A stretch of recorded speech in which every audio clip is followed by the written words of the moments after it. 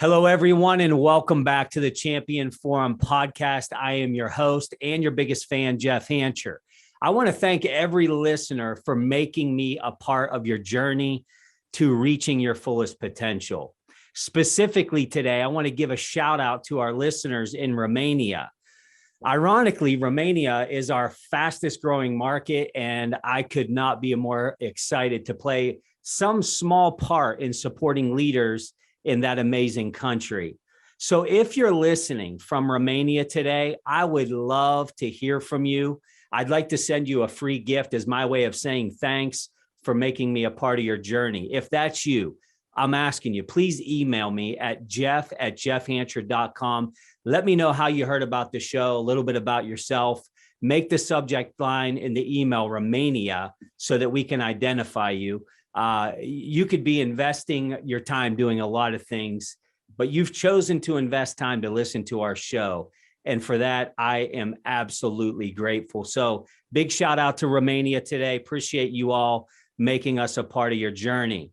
Well, listen, I have some really, really exciting news for you all today. I have a guest today that I have no doubt is going to add value to every listener.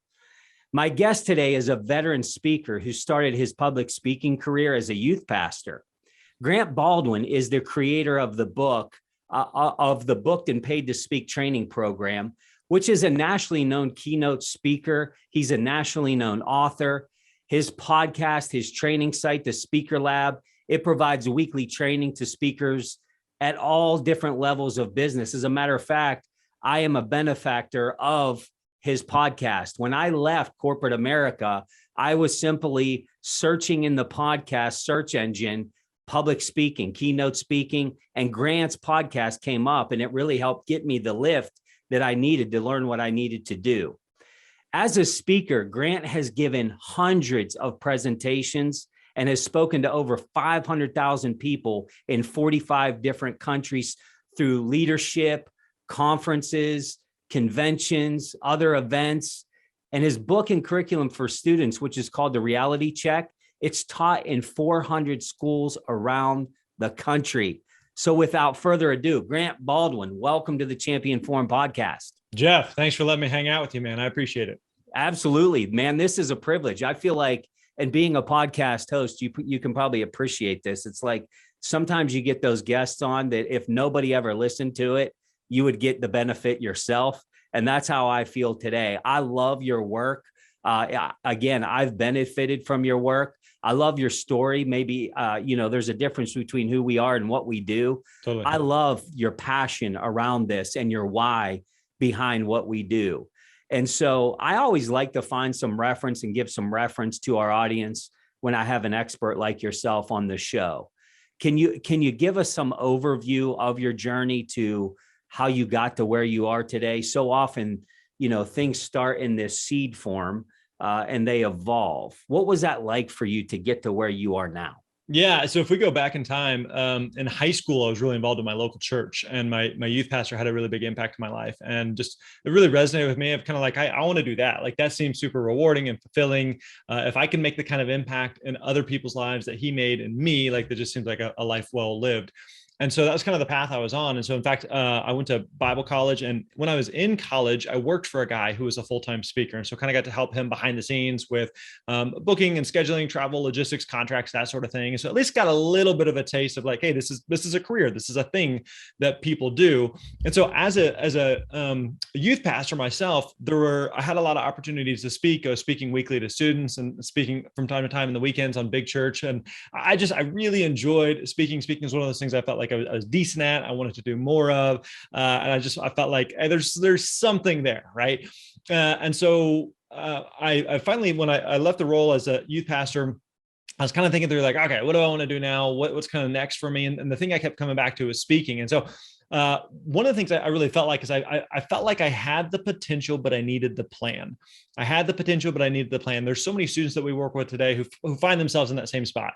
I've done a little bit of speaking. You've done some speaking before, feel like you're decent at it, want to do more of it. Not really sure, like, but how does this work? Like, how much do you charge and who hires speakers and what do you speak about? And like, how does this mysterious black box of a speaking industry operate? And so that's really where I was at. And so at the time, this was, 16, 17 years ago, weren't books or podcasts or trainings or courses. It was me just like emailing other speakers and just harassing them and just like peppering them. And can I pick your brain? And can I stalk you? And like that sort of thing, just asking questions, and learned a couple things and got to a point where I was booking a few gigs here or there and booked some more gigs. And eventually I got to a point where I was doing about 60, 70 gigs a year. And it was awesome. I really, really, really enjoyed it.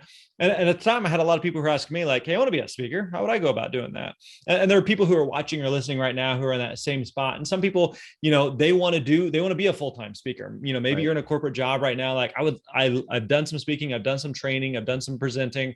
I love it. I would love to do more of it. No idea what to do from here. And there's other people that are like, hey, I've got a good thing going and I don't want to speak 50, 60, 70 times a year, but I would love to do 5, 10, 15 times a year. Sure. I just don't know, again, how do you find those and how does this work? And how does speaking fit into everything else that I'm doing within my business? And so that's where about 6 years ago, we started the Speaker Lab, where we teach people and train people on how do you find and book paid speaking gigs. And so it's a coaching training company. We've got about 27, 28 people on the team right now and work with speakers all over the world, every US state. And so, speakers at all different levels who are trying to just figure out how do I find and book gigs and how do I share this message? How do I make an impact and an income with speaking?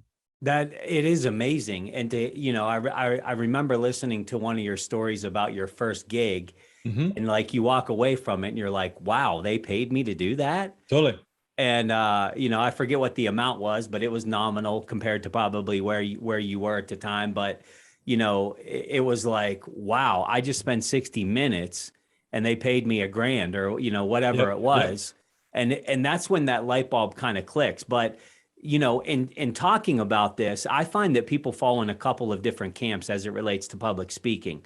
By and large, I think, as you know, Grant, people are scared to death to do it. But then you have those that are like, they watch somebody like a Grant Baldwin and they're like, wow, that would be cool to do that, but I'm not really sure. Then there's those other ones that are like, no, they're kind of like you. And they're like, no, I feel like I have something here, but how do I get there?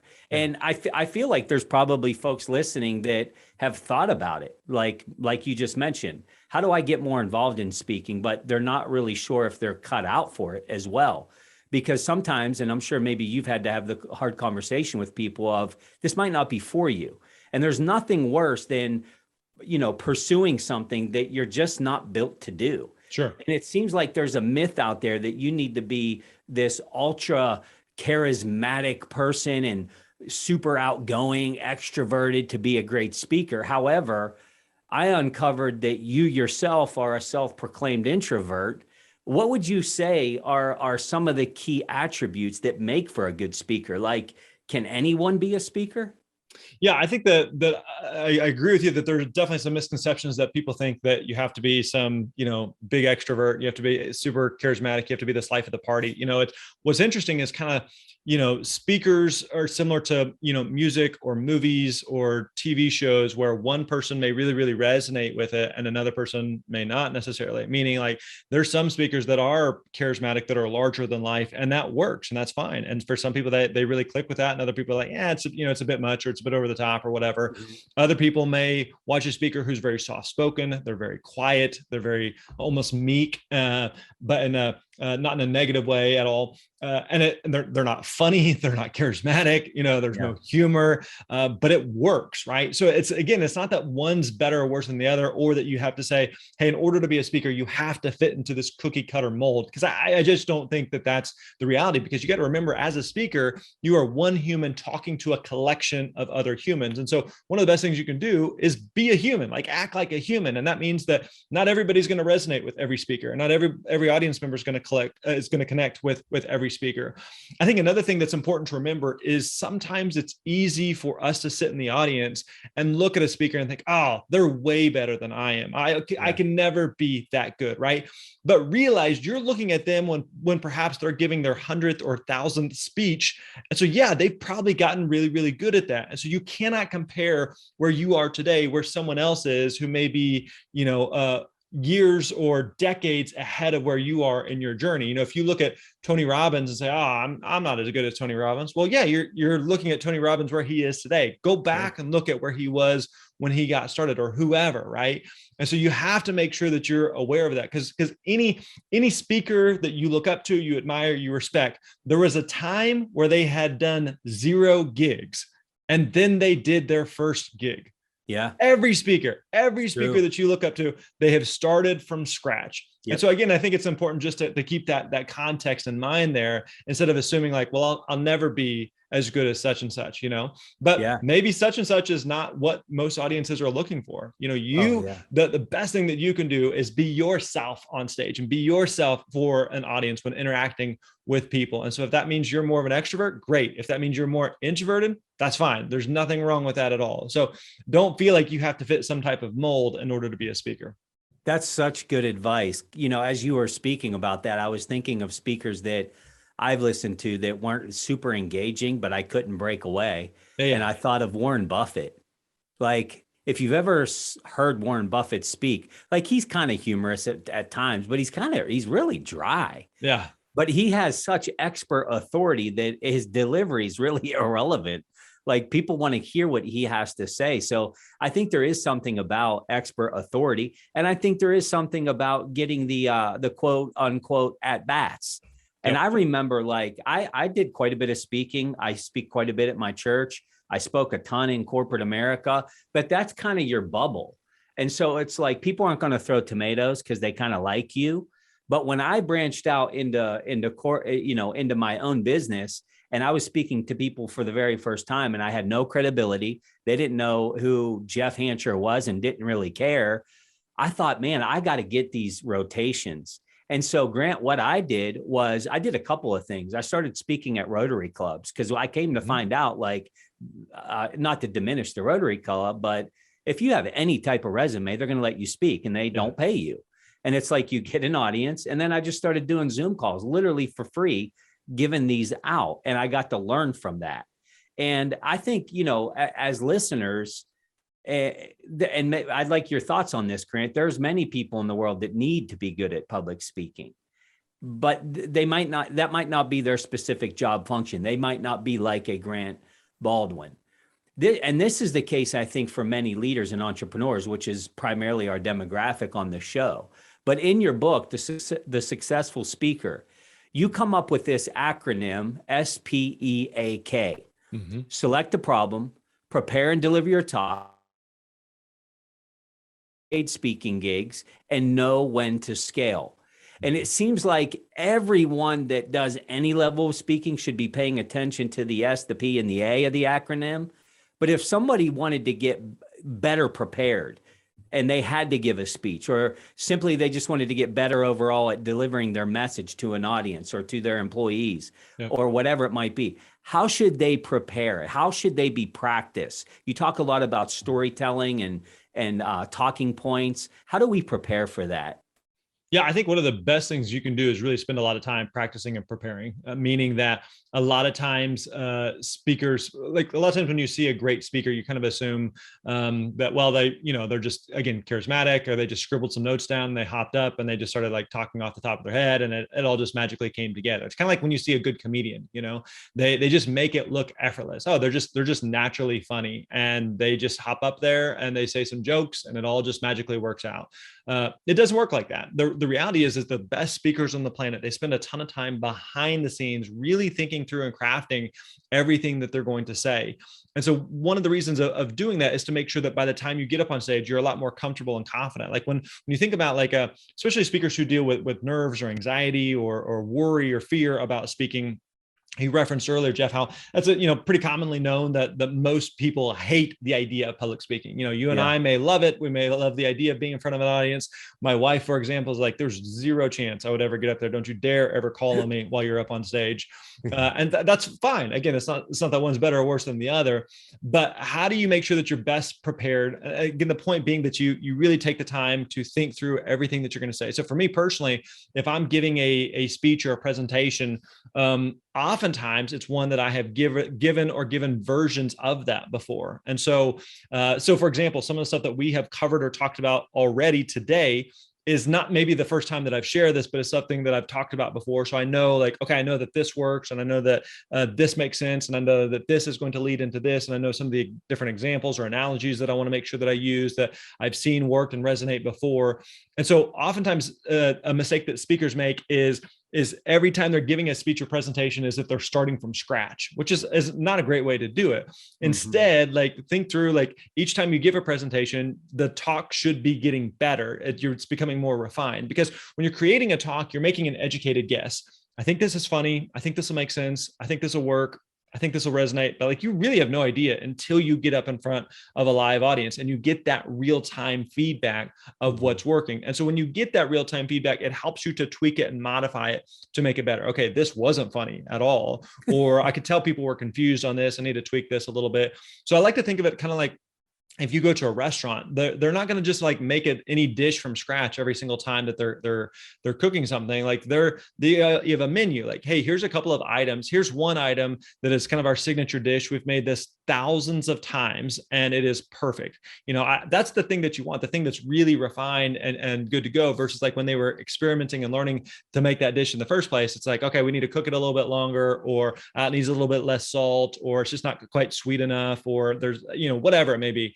And so you're making all of these tweaks and adjustments, and to the point where you're okay, this is really, really well done. And the same thing that you're trying to do with a speech or a presentation. It's not just scribbling down some ideas or throwing some stuff into a pot and hopefully it all works out, but it's really carefully crafting and thinking about that recipe of what goes into that great presentation or talk, and then make sure that you spend the time rehearsing, going over it. So for me, once I actually would manuscript out a talk, then I would really spend the time going over it time and time again, literally out loud talking to myself. And I'm not trying to memorize it as a word for word speech, but I'm trying to just get the essence of it, of okay, I really want to hit on this, and here's some key things that I want to make sure I cover. And then we're going to here's our transitional sentence or statement that leads into this. And then we're going to tell this story. Got to make sure we hit this or tell the story in this order because it's more effective or powerful. But just all of that is thought through ahead of time, so that again, you're not just coming out and I'm just going to kind of wing it and hopefully it magically works out. So there's a lot of work and preparation that should go on behind the scenes to make sure that when you get up on stage, that you're delivering the best possible presentation. So how do you prepare? If let's say that you are writing a brand new talk. Yep. And you got the pen and the tablet. Is there an outline format that you use? You're all right, I got to have a hook up front. I got to identify the problem. I got to create a solution. I'm going to pepper in a story here, there. Is there a right way to do that? Is there key elements that people miss? And, that's why it becomes dry. Storytelling for me has been one of the most powerful things as I see the audience from the stage. When I tell a story, I feel like it's where people kind of shift to the edge of their seat and they're kind of waiting to see, what are you going to say next? And typically it's the story that they remember, not the content and the bullet points I gave. What are your thoughts? Yeah, I think absolutely. Whenever it comes to when you think about just big picture of giving a speech or a presentation, there's you can do an introduction and then your 3 points and then your outro, and you can tell them what you're going to tell them and tell them what you told them. There's some of these common things that we've heard before, but at the same time, it's kind of, again, if we go back to a movie example before, there's kind of some archetypes almost of movies, but at the same time, there's some movies where you're going to the ending is going to happen at the beginning, and then we're going to kind of reverse engineer and figure out how we got to that point, and there's going to be some where the main character dies early on. It's wait a second, that's not supposed to happen, so don't feel again, we were talking about earlier with personalities of a speaker or characteristics of a speaker, I'd say the same thing is true with a speech, that you don't always have to say you have to have 3 points, or you have to do this, or you don't. But I would agree with you, Jeff, that storytelling is absolutely really, really powerful and effective. And to your point, there's a lot, oftentimes people are more likely to remember stories. They're more likely to relate to stories. When you tell stories, I'll give you a couple of ideas and things that I try to think about. One is I prefer telling first person stories that I've actually lived or experienced, because I think it's oftentimes a lot more relatable. Now you can use some type of, example of, let me show you this case study about Netflix versus Blockbuster or whatever it may be. Right. But it's a different thing to say, hey, let me tell you about some type of, and it doesn't have to be some deeply personal story. So for example, I tell stories about my first car. I tell a story about going skydiving, a story about going to Disney World one time with my wife and daughters, and just something funny that happened, right? So something just like human stories. Because again, like we touched on, you're a human talking to a collection of other humans. Act like a human. Like we're all, right. We're all people who just experience life. And so there's a lot of different things that may happen over the course of life that may just be an entertaining or funny story that you can connect the dots to in terms of making a point out of. And so storytelling, first person stories are very powerful. Another thing that we touched on earlier is, I think, even if you have lived a story, a story, but really making sure that you take the time to like write it out and craft it out. So for example, Jeff, if you were to say, Grant, tell me about whenever you proposed to your wife. Like, I was there, I lived it, I experienced it. It was a deeply, profound moment in my life. I could probably tell it to you right now. But if you said, hey, you got 30 minutes, go away, sit down, like really write down, like, what was the weather like? Where were you at? What were the emotions? What were the reactions? Like, who were the first people you talked to? What was going on in your own mind or heart when this happened? What did you say? Like, I could probably sit down and come up with a better story. It's the same story, but I've really thought through what that story is. Another thing would just be, again, I think telling more stories, erring on the side of stories, because again, people connect with, they relate with stories, people remember stories. One thing I always like to say is, when I'm getting ready to deliver a story, I always like a simple transition line is, let me tell you a story. And when you say, let me tell you a story, you can watch the audience immediately start to lock back in. Because when someone says, let me tell you a story, we have no clue. Is this going to be sad? Is this going to be boring? Is this going to be funny? Is this going to be entertaining? Is this going to be inspirational? No clue, but it's a story. So I'm in. Totally. Yeah. And so we want to know where this is going. And so using stories is absolutely very, very powerful. What are your thoughts on, I hear a lot of people in, speaker training talk about early in the talk, begin with a question, and the question is the problem. So for example, like you would start by saying, hey, has anybody here ever suffered from imposter syndrome or thinking you weren't good enough? And then going into it. Do you prepare that way, or is there a great way to intro a talk?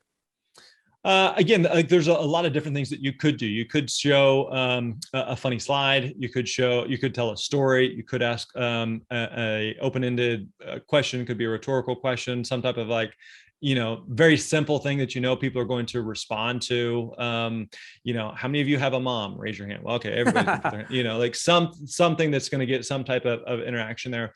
So again, there's not necessarily like a right or wrong way, but you think, let's go back to the movie example. There's going to be some movies that start off it's a very peaceful, country meadow, and boy meets girl, and there's a dog bouncing around, and it's just this peaceful setting. And some, like, there's a car crash right out of the gate, or someone dies right away. So it's not that like you have to do it this way. You have to have a story. You have to ask a question. You have, but you are correct that those first few seconds of a presentation are incredibly important, because at that point, an audience is really determining like, hey, am I gonna listen? How much am I gonna listen? How much am I gonna be engaged with the speaker for the next 30, 45, 60 minutes? And so those first couple minutes there, the audience is on your side, right? Because one thing that's also kind of a misconception with speaking is that speakers sometimes get nervous or worked up or feel some anxiety or butterflies because we feel like the audience is against us, right? Like it's an us versus them. And that's not the case at all. Like, the audience wants you to succeed. They don't want you to fail because they don't want to listen to that, right? So Yeah, the everybody audience came is with on you. tomatoes just in Totally. case. Yeah. Like that's not the case. Like the audience is on your team. They want you to do well. Jeff, you and I have said in plenty of audiences before, we want the speaker to do good. Like Sure. we're rooting for them to succeed because Yeah. I don't want to listen to a boring, lame speaker. So it's important to remember that from the beginning that like the speaker, the audience is on your side. So when you start, they're on your side. But again, at that point, they're going to give you some benefit of the doubt. But at some point, the power dynamic shifts, and you've got to start earning it. So, for example, years ago, I used to do a lot of speaking. I got my start doing a lot in the education space. So I did a lot of high schools and colleges, spoke at a lot of high school assemblies. And when you're speaking to a high school assembly, I may speak to in a gymnasium or an auditorium of 1,000 or a couple thousand students. And those students are really, really happy that I got them out of class. Other than that, they could care less what I have to say, right?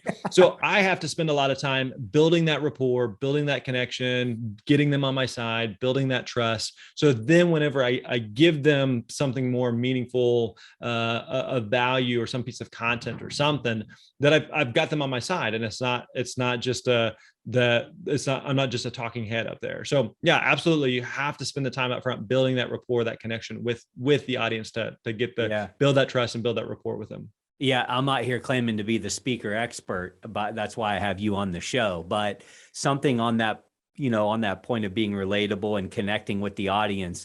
Anytime I've ever spoke to a group, so like you mentioned, speaking to the school, I always try to dig for some information that they wouldn't expect that I know. Like, hey, it's good to be with, the South Side Tigers, home of the 5A basketball section champions, and everybody's like, so it's like you make that relatable. But what you were saying about stories, I think is powerful for the listener to hear, because I've heard you talk about this, Grant, of you want your talk to be powerful, memorable, and relatable.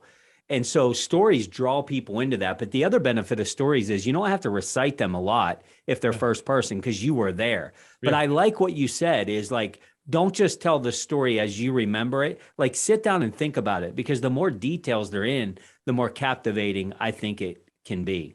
Yeah. And but at the same time, like you want to make sure that the details that you're sharing are relevant to the story and are moving the story along, So for example, if when we talk about, whenever I got engaged, if I said, I got engaged at such and such park, and it was right behind this specific hospital over on National Avenue, and the weather was, let's see, it was mid 70s that day, because I remember that afternoon we went to the pool, and the pool is actually it's in my dad's neighborhood. Like all these details that are just like that doesn't do anything to move the story forward. Like it's completely irrelevant to the story. So making sure that you're thinking through what the stories that you are going to tell and the details that you're going to share, you want to make sure that like it's relevant and that it's applicable and it's going to help propel the story versus just like this useless information that is irrelevant to everybody. They're like, hey, great story, and where's this going? Right. Totally. So we were talking about fear of speaking, and I want to talk about this a little bit because it's a big one. And I used to be in sales leadership, and I would get these trainees that would come through that wanted no part of sales because of like being in front of people and having to present and all of this. And, this one trainee that I had, she would always say, how she used to love the public speaking class in college and all of this. But we would get into a presentation, and this girl, I mean, like hives, Grant, like bad.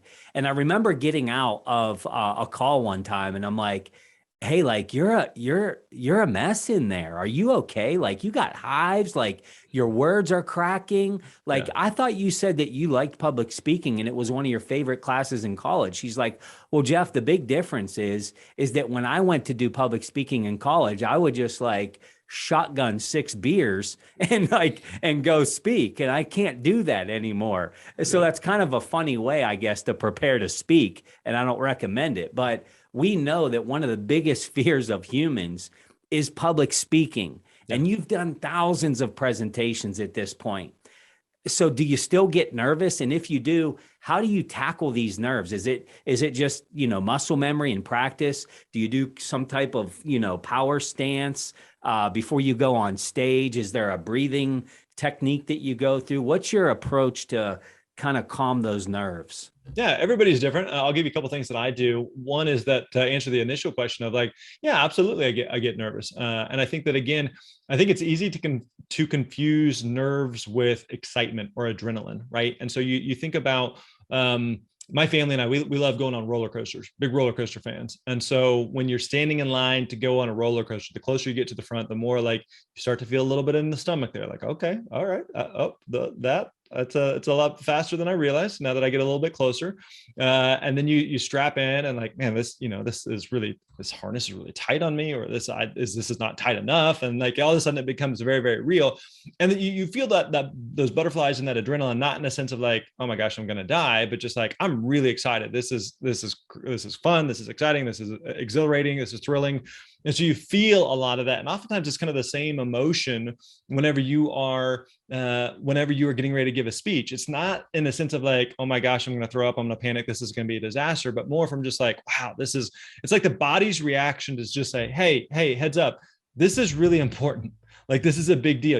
Like, you think about like those feelings when moments where you've had the same type of feeling of when you proposed to your wife, or when your kids were born, or when you had a major job interview or something like that, where you're like, I felt that same thing. Not that I felt like it was going to be a disaster, but just like, whoa, like this is important, like lock in and be focused right now. Yeah. So I think sometimes it's just a good reminder to say, it's not necessarily that you're nervous or you feel like that you're going to be a failure or something, but just like the adrenaline of the moment, which is a good thing. That's not a bad thing at all. Other things to think through is like in terms of how do you minimize that, or how do you control that so it doesn't become overwhelming or debilitating in any way, is again, one thing we touched on earlier is to really spend the time practicing and preparing. So the speakers that are like, I'm just gonna scribble some ideas on a napkin and hop up there and hope it all works out. Like, I hope you are nervous. Like, I hope you're uncomfortable. I hope you fail, not in a mean way, but like the audience deserves your best. And so you want to make sure that you bring your best, versus like you think about like when you go back to high school, college, university, and you think about like taking a test. Like, you could just walk in there like, I'm just going to wing it and I hope it all works out. And you're probably going to be a little bit nervous, a little bit uncomfortable. They're going to put the test in front of you. You're like, I don't know what any of this is, and it's probably not going to go well. Versus like, okay, I'm really going to spend the time of reviewing my notes and reviewing the study guides and reviewing the practice questions and really, getting with a study buddy and like really go over everything. So when you show up, there's still like a little bit of butterflies and nervousness, but there's also like a level of confidence. Like, no, I've got this. I've done the work. I've prepared. I'm ready for this moment. And so I think the more you are prepared, it also leads oftentimes to the more confident that you are. A few other little things that you can do is if you're speaking to an audience where you don't know anyone and you're just the outside guest speaker, a lot of times before I speak and as the audience is coming in, like I'll stand there and high five, shake hands, meet people, just greet people. Cause it just kind of like, it humanizes everyone, it's not this us versus them. It's just like, I met Tom on the front row here, and Tom works in HR and he's just a normal dude. And then over there, I met Sally, and she's in the marketing department, and she's been here 20 years and she's super nice. And she has all daughters, just like I have all daughters. It's just like, you're humanizing these people that are in the audience. So spending a couple minutes beforehand, just talking with people. Backstage, there's nothing like profound that I'll do. I don't have any like, here's my motivational song or hop on a trampoline or do a bunch of push-ups or jumping jacks or anything like that. I'm already probably pretty pumped up, and so I don't need any to burn any more fuel or sweat all over myself or anything like that. But another thing is, I think that I think the more often you speak, the more comfortable you start to get as well. And usually what I found is when you're backstage and the closer you get to them, introducing you going out, you may feel those nerves, but usually once you're up on stage, that dissipates pretty quickly and you start to kind of lock in. I've heard that with, I am not an athlete in any stretch, but I've heard that with like professional athletes, like, you're nervous during warmups, and then once the kickoff happens or the ball is tipped and off we go, like, all right, and then we lock in and it's kind of muscle memory and you play the game. That's it. One other little thing I would do is, again, depending on the venue or the setup, sometimes I'll go and do if I'm doing like a sound check or something, either the day of, morning of, or the night before, or something like that, is just kind of like walk around the room or walk around the stage and just try to get a sense of of where things are, or what's the lighting like, or where people are going to be seated, or where are people going to, what's the viewpoint going to be like for people who are in the audience looking at me, and just try to like familiarize myself with the space. So again, I'm a bit more comfortable and familiar with it. It's kind of like, the first time you go somewhere that you haven't been, and you're just like trying to find your surroundings and just trying to get your bearings, versus like, no, I've been here before, I'm familiar with it, I know, and to some degree it may feel like, but aren't all, rooms and stages the same? Like, no, like there's different nuances and things that you want to be aware of and think about. And so having a chance to kind of walk the space and kind of familiarize yourself with the surroundings ahead of time can definitely help as well. That is great advice. Because I think there is this myth of like, there's this certain regiment that people go through, and I don't think there's a right or a wrong, but you do hear about some of these speaker tactics, whether, it's breathing or, 3 short ones through the nose, 1 long one out the mouth. And I'm not saying those things don't work, but I think you just got to find your groove. And I think some of the things that you said, they make sense. And I think humanizing the audience, what you said about that, I think is so good, because even as many times as I have spoken, I find, just like you said, like the first crack of the bat, you just start to go into muscle memory. Yeah. I find that as the minutes go on, I become more loose and way more comfortable. I'm reading body language from the crowd, so on and so forth. But that makes me think about back to these tactics that we hear in quote unquote speaking class. Hey, if you're really, really nervous, Grant, all you got to do is find a dot on the back of the wall and talk to the dot. Don't look at anybody. I find that to be the worst advice ever. Like, sure. I know it's not always comfortable, but I think trying to make eye contact, and I'm not saying, be a creeper and stare people down, but like engage them with your eyes and your hands and your body language and push through that discomfort. What are your thoughts? Yeah, absolutely. I think that, again, one thing we mentioned earlier is you're a human. So you're talking to a collection of humans, so act like a human. And so one thing that I see that I think where speakers can make a mistake is they're almost too formulaic and too robotic. And so they're standing on stage, and you can tell like they're so deep in their own head of, okay, I'm going to say this, and then I'm going to walk over here, and I'm going to move my hands like this, and then I need to pause for exactly 2.7 seconds. And then I'm going to, and you're just like, no, like don't do that. Like, again, I think the more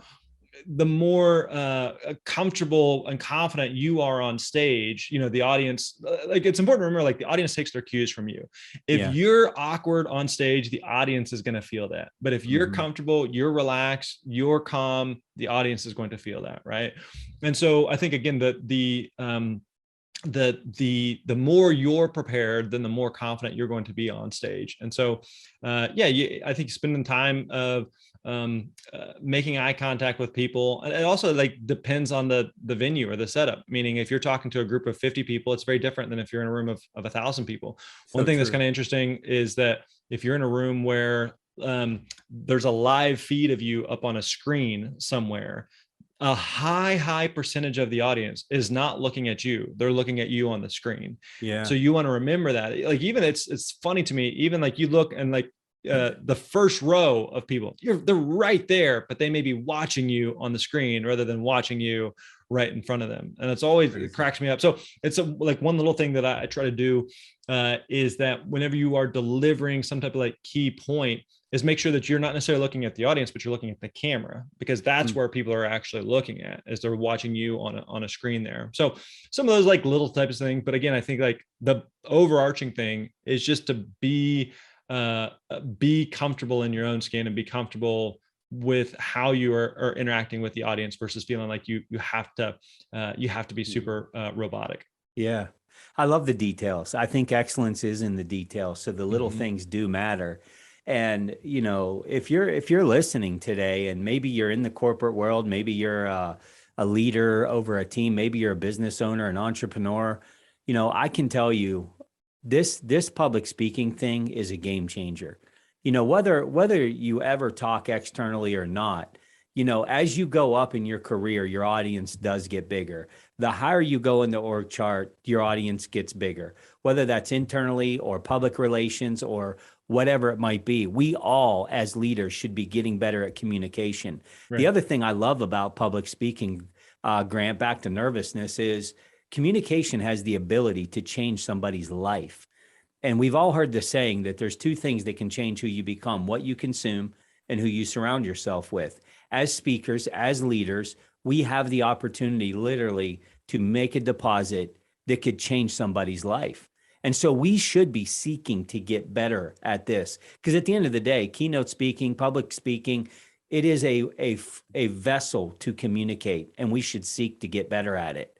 So before we wrap up today, Grant, talk to us about the Speaker Lab. Frankly, I haven't found much better out there as far as resources for anyone that wants to learn more about how to get paid to speak. Maybe it starts as a side hustle, or maybe you just want to become a better speaker.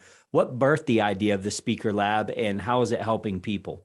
Yeah, the Speaker Lab is really what I wish I had when I got started. And No so there doubt. are a lot of people who are interested in speaking. And, again, one thing we've touched on is that there's no like right or wrong way to do speaking. What I mean by that is there's speakers that I know who do over 100 gigs a year and speakers that do 5 gigs a year. There are speakers that really focus on doing keynotes, and some they're just like, I don't want to do a keynote. I want to do, workshops or trainings. I want to do breakouts. I want to do more coaching and consulting and like a smaller type of setting. And again, it's not that one's better or worse than the other. It's just kind of figuring out like what makes sense for you.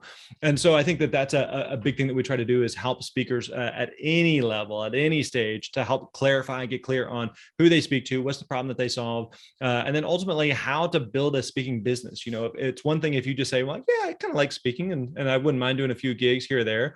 But if you said, hey, I want speaking to be, I want to take this more seriously. I want to do, 10 gigs a year or 20 gigs a year. I want to do speaking that leads as lead generation for my, coaching or consulting business. I have some type of product or service that I want to sell on the back end, and I want to make this a bigger part of what it is that I do.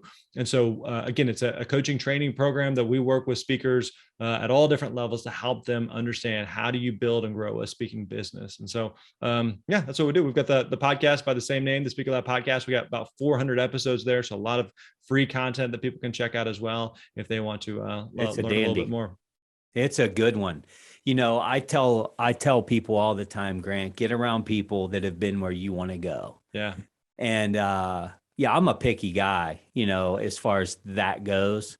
And I found you by chance, literally. And then a mutual friend of ours reconnected us. And when I saw the name, but I mean, I was binge listening that show when I transitioned and just kind of learning, like, how do you get your foot in? What do you do? There's so many good nuggets in that. So, well, listen, before we shut down, is there anything that I didn't ask that I should have, or anything that the listener should know that we didn't talk about? I think that whenever it comes to finding booking gigs, to adding speaking into your business, again, at whatever stage or whatever form that looks like, I would say it's simple, but it's not easy. It's kind of like, I'm no health expert by any means, but if someone wanted to lose weight, what do you need to do? You got to do 2 things. You have to pay attention to what you eat, and you need to exercise. Like, that's really it. It's very, very simple. And it's a very, very simplified version of it. But it's not necessarily easy. If we all knew that and could execute on that easily, like, we'd all be thin and beautiful. But like, that's not the case, because it's just difficult. Because I know, like, I don't want to get up and exercise, and I know that like Fruity Pebbles and ice cream are really, really good. But I also know that like I could probably eat some kale every so often. And so we know the things that we're supposed to do. It's simple, but it's not easy. And so the same thing is true whenever it comes to building a speaking business and to speaking on stage and to sharing your message with other people. It's simple, the things that you need to do, but it's not easy. And Jeff, I totally agree with what you said of being around people who are doing what you want to accomplish. So for example, recently there was I've started doing some more types of investing, and I wanted to learn more about it. It's a world that I wasn't as familiar with. And so I read a book from a guy that I was and listened to the podcast and all that, but invested like a significant amount of money, more than I'd ever invested in something. To just like, I just need to be closer to this guy to learn how he thinks about this, and to be around like what's the other people who are doing this. And it's made such a huge difference in terms of just that philosophy of being around people who are doing something that you want to do and doing it in a way that you want to do it. But it really speeds up the process and helps add that level of accountability of, hey, if you're going to do this, let's do this, versus just kind of like sitting on the peripheral, just hoping it all magically works out. So Yeah, I think again, just understanding that speaking is simple, but it's not easy. But if it's something that you're looking for help with, we'd love to go on that journey with you. Yeah, there is no reason to wing it. No reason at all. Get to productivity, become more efficient, master the craft. And whether this becomes the thing or not, it should become a thing. I'm highly recommending it. It literally revolutionized my career. It opened up opportunities to speak. It added polish.